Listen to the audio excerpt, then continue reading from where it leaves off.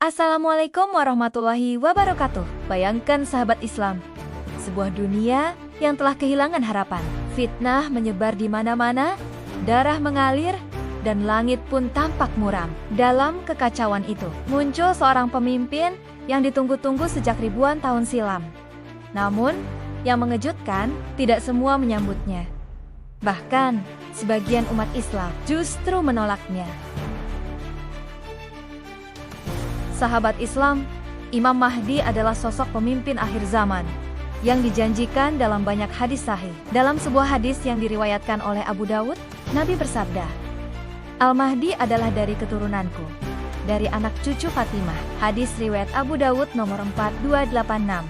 Ia akan muncul di tengah kekacauan dunia, memimpin umat Islam menuju keadilan, melawan kezaliman, dan pada akhirnya akan berjihad bersama Nabi Isa alaihi salam melawan Dajjal.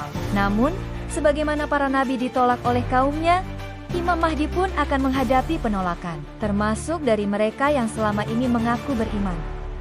Mengapa ada yang menolak Imam Mahdi? Penolakan terhadap Imam Mahdi bukanlah tanpa sebab. Bahkan Rasulullah telah mengisyaratkan bahwa fitnah menjelang akhir zaman akan membuat manusia terpecah.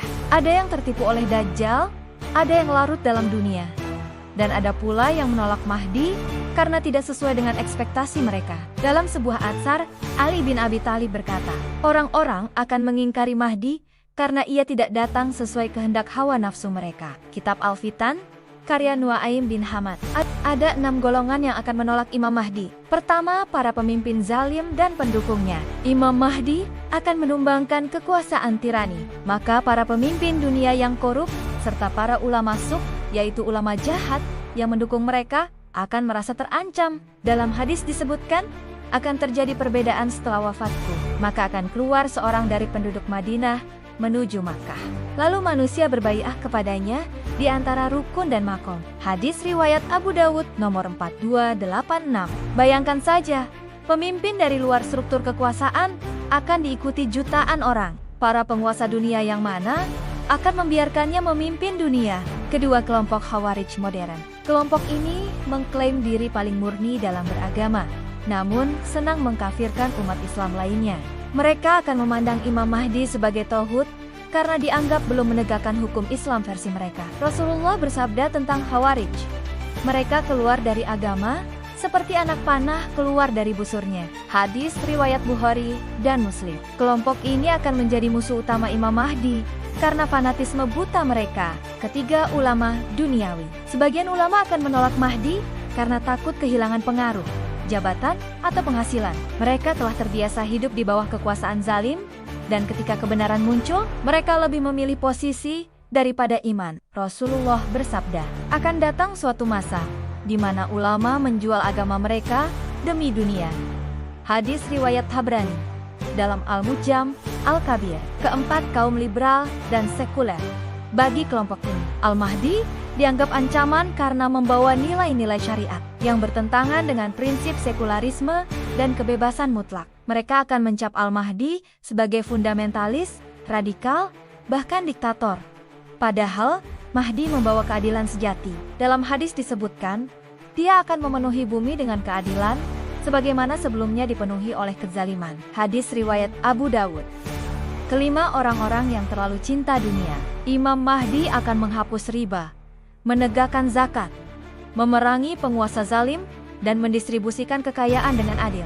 Orang-orang yang cinta harta akan merasa terganggu dan tidak rela mengikuti pemimpin yang menyerukan zuhud dan jihad. Rasulullah bersabda, umatku akan dicoba dengan kecintaan terhadap dunia, dan itulah fitnah terbesar. Hadis riwayat Ahmad. Keenam, musuh-musuh Islam internasional.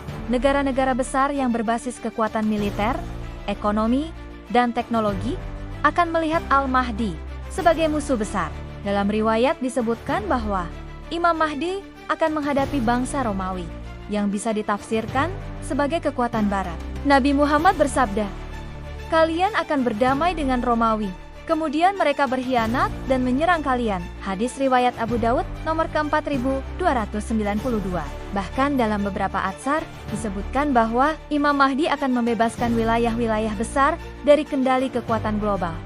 Ini tentu akan memicu perang besar. Setiap kita bisa termasuk ke dalam pendukung atau penolak Imam Mahdi, tergantung pada niat, iman, dan amal kita saat ini. Jika kita lebih mencintai dunia daripada kebenaran, maka bisa jadi kita akan menjadi musuhnya kelak. Meskipun kini mengaku beriman, namun jika kita bersiap dengan ilmu, ketakwaan, dan menjauh dari fitnah dunia, insya Allah kita akan termasuk pendukung Imam Mahdi. Walau belum sempat melihatnya. Bagaimana cara bersiap menyambut Imam Mahdi? Pertama, perdalam ilmu akhir zaman dari sumber yang sahih. Kedua, luruskan niat dan jangan fanatik kepada tokoh, mazhab, atau ideologi tertentu. Ketiga, tinggalkan dunia yang berlebihan, latih diri hidup sederhana. Keempat, dekatkan diri pada Al-Quran dan Sunnah. Kelima, jauhi fitnah media, politik kotor, dan provokasi. Keenam, didik keluarga dengan nilai Islam dan kewaspadaan terhadap akhir zaman.